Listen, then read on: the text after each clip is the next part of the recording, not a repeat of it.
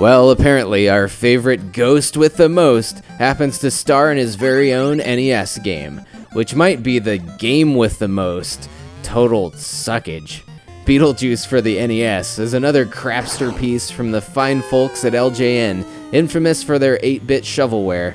Although, interestingly enough, development work on this was done by Rare, known for classics like Donkey Kong Country, GoldenEye, and of course, the mind-blowing Donkey Kong 64. Game developers gotta eat, I guess. And unfortunately, sometimes in cases like this, the gamers get what comes out the other end. And it's definitely unfortunate that it had to happen with such a promising license. Tim Burton's film from 1988 was a smash hit, rich with dark humor and fantastic special effects, and I can easily say that this movie had a pretty big impact on my childhood. Whether that's in a good way or a bad way is still up for debate. But anyways, for such an awesome movie, this piece of garbage game just becomes even more of a disappointment.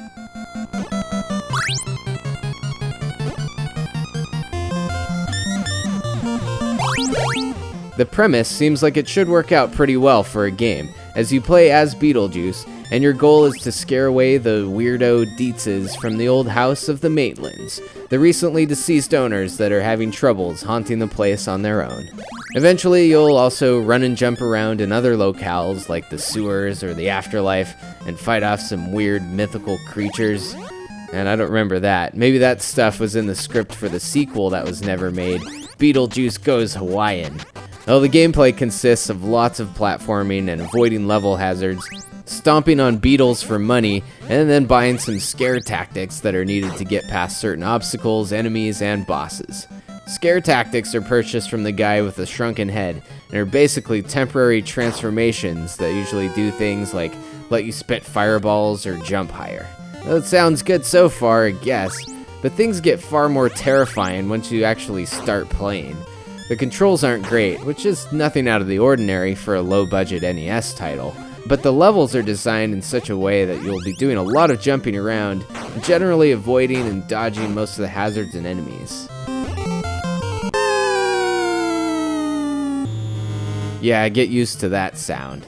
Frustrations increase when things that look like platforms can actually be landed on, along with when the screen scrolls upwards at times, and then falling back down will cause your demise.